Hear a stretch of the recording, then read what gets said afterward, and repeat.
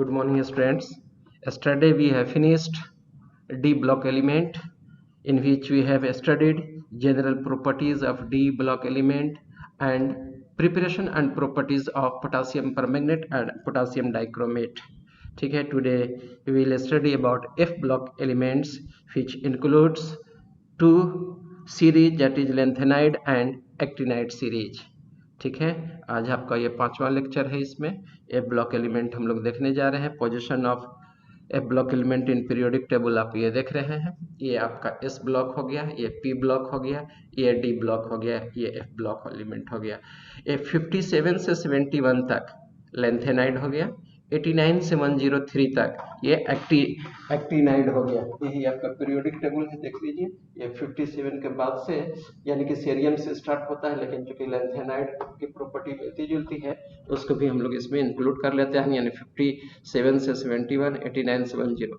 इसमें जो आपका लेंथेनाइड में जो इलेक्ट्रॉन का फिलिंग होता है वो 4f में इलेक्ट्रॉन इंटर करता है, जबकि एक्टिनाइड्स में 5f में इलेक्ट्रॉन इंटर करता है। सेम नंबर ऑफ वैलेंसी होता है, 5d1 and 6s2, total 14 elements इसमें हैं आपको। ठीक है, एफ ब्लॉक एलिमेंट में फर्स्ट सीरीज जो है आपका वो आपका लेंथेनाइड सीरीज कहलाता है। जैसा कि मैं आपको बता चुका हूं कि lanthanide series starts with the atomic number beginning from 57 and ending at 71। ठीक है, और ये सभी के सभी नॉन रेडियो एक्टिव है, लेकिन इसका भी एक्सेप्शन है।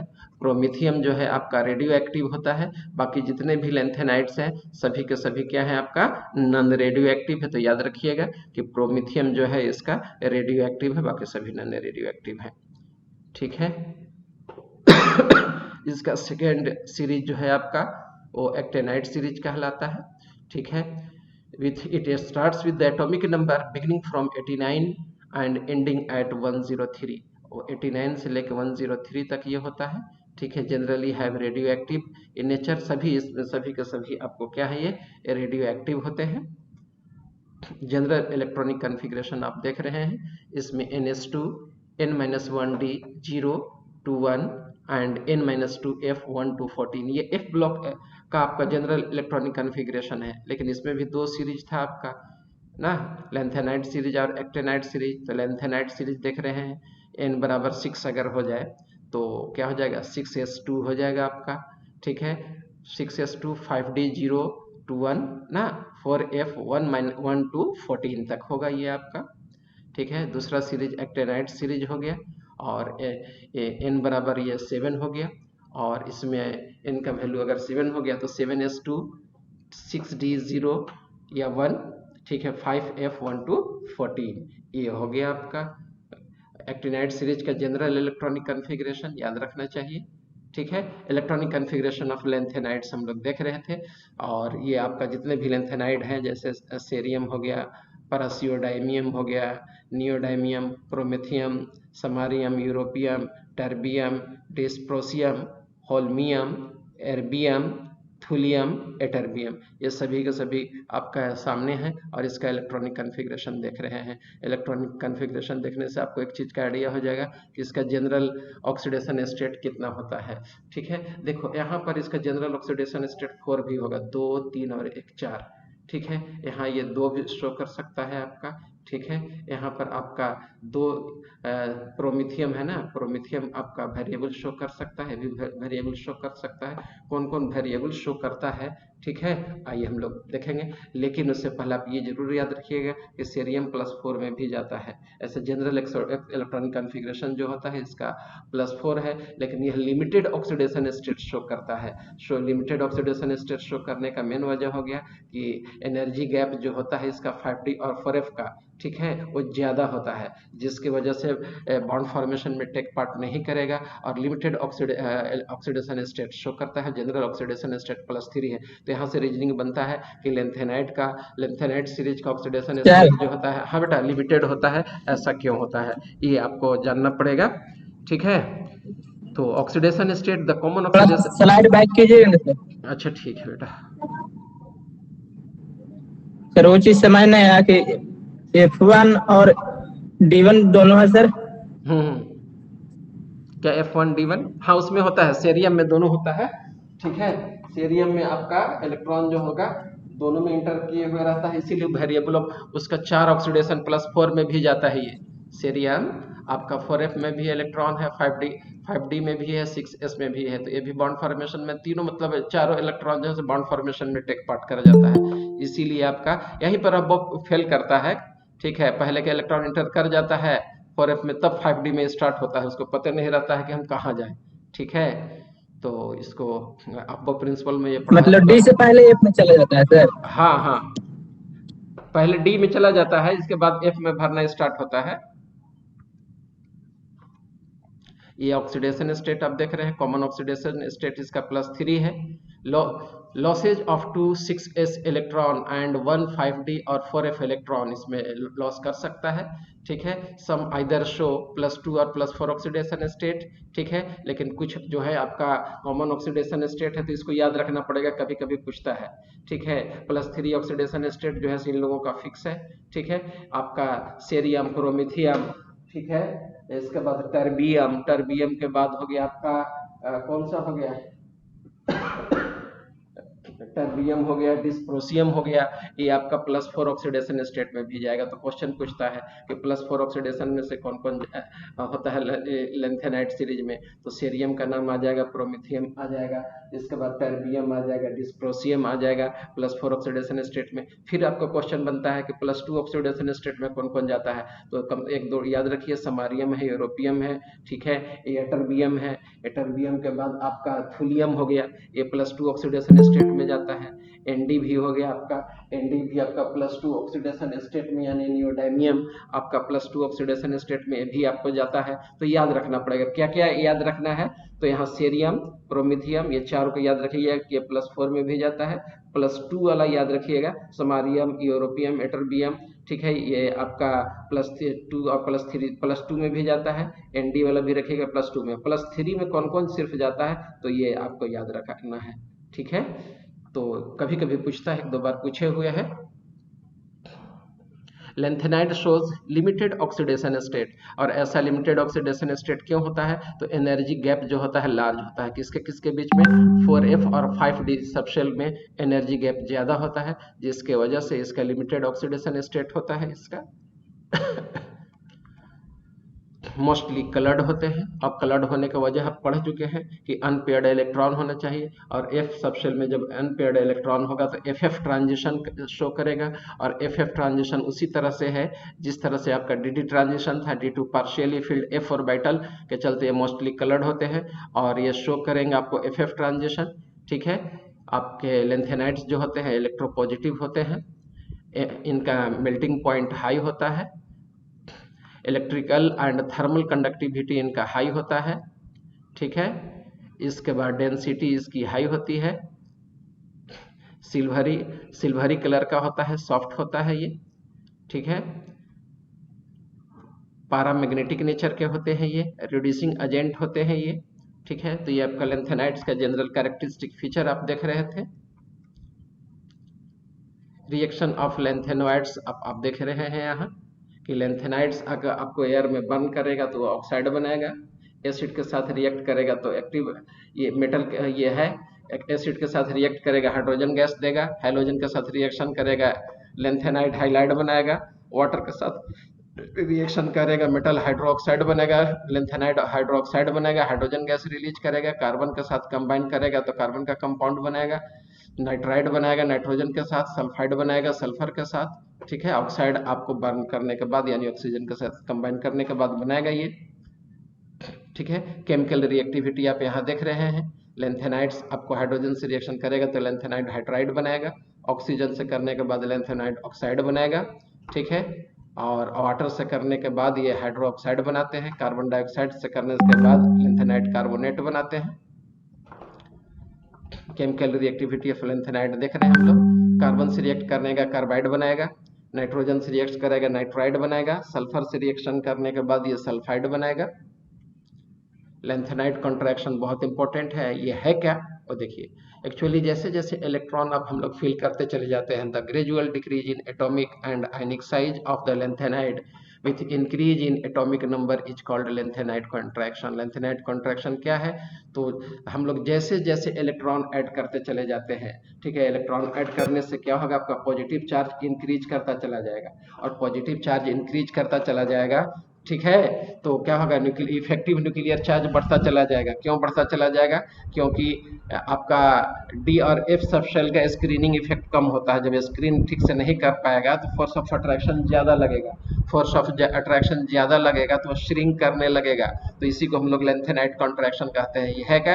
तो the gradual decrease in atomic and ionic size of the lanthanoids with increase in atomic number is called lanthanide contraction, ठीक है। और ऐसा क्यों होता है? तो due to increase in atomic number, positive charge increase करता चला जाता है, इलेक्ट्रोस्टैटिक फोर्स ऑफ अट्रैक्शन बढ़ जाता है और शील्डिंग इफेक्ट घट जाता है, ठीक है, जिसके वजह से ऐसा होता है। लैंथेनाइड कॉन्ट्रैक्शन का कंसिक्वेंसेज हम लोग देखेंगे थोड़ा देर में, ठीक है। आइए तो हम लोग लैंथेनॉइड सीरीज में लेफ्ट टू राइट जैसे ही बढ़ेंगे, ठीक है, तो आपका इफेक्टिव न्यूक्लियर चार्ज इंक्रीज कर जाता है, और इफेक्टिव न्यूक्लियर चार्ज इंक्रीज कर जाएगा और शील्डिंग इफेक्ट पुअर होगा, फोर्स ऑफ अट्रैक्शन बढ़ जाता है, जिसके चलते there is decrease in atomic size, और एटॉमिक साइज डिक्रीज करने लगता है। इसी को हम लोग लैंथेनाइड कॉन्ट्रैक्शन कहते हैं, ठीक है।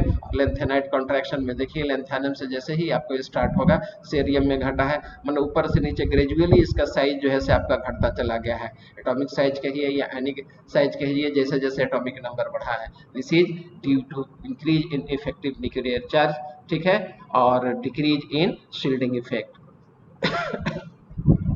आइए कंसिक्वेंसेज हम लोग देखने जा रहे हैं, कंसिक्वेंसेज ऑफ लैंथेनाइड कॉन्ट्रैक्शन। तो इसकी वजह से होता क्या है कि लैंथेनाइड का एटॉमिक साइज ऑलमोस्ट सेम हो जाएगा। जब ऑलमोस्ट सेम हो जाएगा तो there will be difficulties in the separation of lanthanoid, lanthanoid के सेपरेशन में दिक्कत आएगा। दूसरी बात ये हो जाएगा कि बेसिक स्ट्रेंथ जो होगा डिक्रीज कर जाएगा। डिक्रीज क्यों कर जाएगा? तो due to decrease in size, decrease in size करने से क्या होगा, कोवैलेंट नेचर की तरफ शिफ्ट करने लगेगा, ठीक है, जिसके चलते बेसिक स्ट्रेंथ घट जाता है।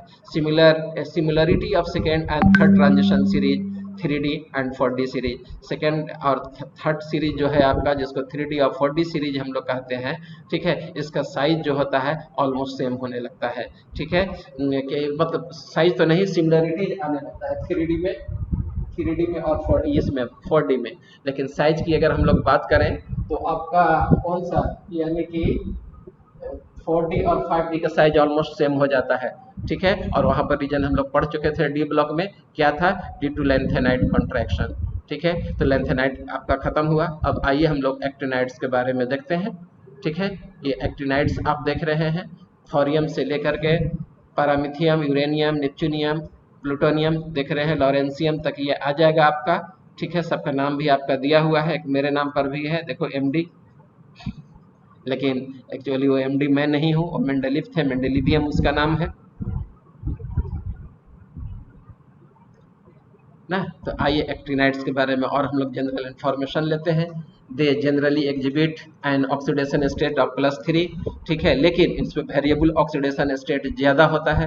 ज़्यादा होने का वजह मेन हो गया F और D सबशेल जो होते हैं उसका एनर्जी लेवल इसमें कम होता है। कम होने की वजह से वो बॉन्ड फॉर्मेशन में टेक पार्ट करेंगे, जिसकी वजह से इसका वेरिएबल ऑक्सीडेशन स्टेट ज़्यादा होता है। तो क्वेश्चन पूछता है कि लैंथेनाइड का ऑक्सीडेशन स्टेट लिमिटेड होता है, जबकि एक्टिनाइड्स में वेरिएबल होता है, ज़्यादा मतलब वेरिएबल ऑक्सीडेशन स्टेट शो करता है। तो इसके 4F, इसका F और D सबशेल का जो एनर्जी लेवल होता है क्लोज होता है, जिसके चलते वो बॉन्ड फॉर्मेशन में टेक पार्ट करते हैं। There is a decrease in atomic and ionic radii from actinium to lawrencium is observe, this is called actinide contraction. जिस तरह से लैंथेनाइड कॉन्ट्रैक्शन होता है उसी तरह से एक्टिनाइड कॉन्ट्रैक्शन होगा, ठीक है। हाईली रिएक्टिव होते हैं and there reactivity increases when they are finally divided, और जब ये फाइनली डिवाइडेड होते हैं तो जाहिर सी बात है सरफेस एरिया बढ़ जाएगा, जिसका रिएक्टिविटी बढ़ जाएगा, ठीक है। रेडियो एक्टिव नेचर के होते हैं, सभी के सभी रेडियो एक्टिव हैं। इसमें सिल्वरी कलर का होता है ये एक्टिनॉइड्स आपका, ठीक है। एक्टिनाइड कॉन्ट्रैक्शन के बारे में आप जान जाइए, जिस तरह से लैंथेनाइड कॉन्ट्रैक्शन था उसी तरह से एक्टिनाइड कॉन्ट्रैक्शन है। The size of the molecules और the M3 particle diminishes frequently along the actinide series with the increment in the nuclear number from thorium to lawrencium. The enduring decrease in ionic radii with increment in nuclear number is called to as actinide contraction simply like lanthanide contraction. जिस तरह से lanthanide contraction था उसी तरह से actinide contraction होता है, atomic radius versus atomic number. ठीक है, तो यही है आपका। तो जैसे जैसे एटॉमिक नंबर बढ़ रहा है एटॉमिक रेडियस इसका डिक्रीज करता चला गया है, और इसी को एक्टिनाइड कॉन्ट्रैक्शन कहते हैं। एक्टिनाइड कॉन्ट्रैक्शन में poor shielding effect of F और डी सबशेल के चलते हो जाता है। ठीक है, ऑक्सीडेशन स्टेट इसमें जनरल +3 होता है, लेकिन और ज़्यादा वेरिएबल किसी किसी में है 7 तक चला गया है, जैसे नेपच्यूनियम 3, 4, 5, 6, 7 दोनों आपको शो किया है। ठीक है, इसके बाद अमरसियम भी आपका वेरिएबल ज़्यादा शो किया है, 2, 3, 4, 5, 6, 7 तक चला गया है। ठीक है, तो इसको आपको एक दो को याद रखना होगा, NP और AM ना, दोनों को याद रखिए कि ये वेरिएबल ऑक्सीडेशन स्टेट शो करता है। प्लूटोनियम भी +4 में चला जाता है।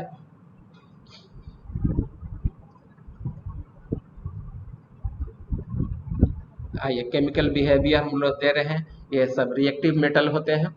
ठीक है, स्ट्रॉन्ग रिड्यूसिंग एजेंट होता है। All these metals are attacked by hydrochloric acid at the impact of nitric acid is little.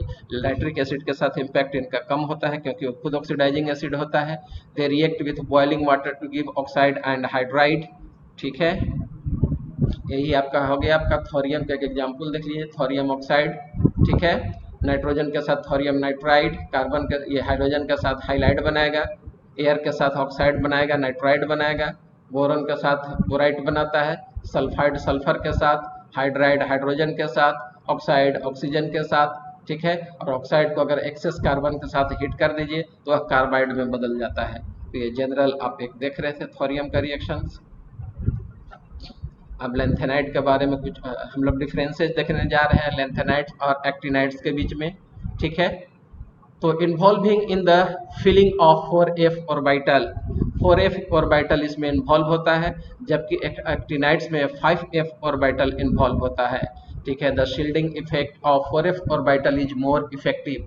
ठीक है, तो इसमें शील्डिंग इफेक्ट जो होता है 4f का ज़्यादा इफेक्टिव होता है, और इसमें 5f का जो होता है वो शील्डिंग इफेक्ट लेस इफेक्टिव होता है। ठीक है, तो यहाँ से क्वेश्चन बनता है कि आपका 4f का शील्डिंग इफेक्ट ज़्यादा क्यों है, मोर इफेक्टिव क्यों है? Because binding energy of 4f electron is comparatively less than that of 5f electron. 5f electron के रिस्पेक्ट में 4f का बाइंडिंग एनर्जी कम है। ठीक है, यही वजह है कि इसका शील्डिंग इफेक्ट ज़्यादा होता है, जबकि 5f का शील्डिंग इफेक्ट क्या होगा, कम होता है। रीजन वही है आपका। Lanthanides have the ability to show maximum oxidation state of +4, have limited oxidation state, और limited oxidation state होने का मेन वजह क्या हो गया, 4f और 5d सबशेल का एनर्जी गैप ज़्यादा होता है, जबकि एक्टिनाइड्स में वेरिएबल ऑक्सीडेशन स्टेट ज़्यादा होता है। वजह क्या हो गया, क्लोज एनर्जी होता है, किसका 5f और किसका 6d का। Because energy gap between 4f and 5d subshell is larger, किसमें, लैंथेनाइड में। एक्टिनाइड में क्लोज होता है इसलिए ज़्यादा वेरिएबल होता है। Because energy gap between 4f and 5d ना, एनर्जी लेवल चेंज करना होगा, यहाँ पर एक मिस्टेक है, टाइपिंग मिस्टेक है। ठीक है, यहाँ पर आपको 5f कर देना होगा। ठीक है, क्या कर देना होगा, यहाँ पर कि हम सुधार ही देते हैं, जो सुधर जाता है सुधर जाता है। यहाँ पर आपका 5f हो जाएगा और यहाँ पर आपका 6d हो जाएगा। ठीक है, तो एनर्जी गैप जो होता है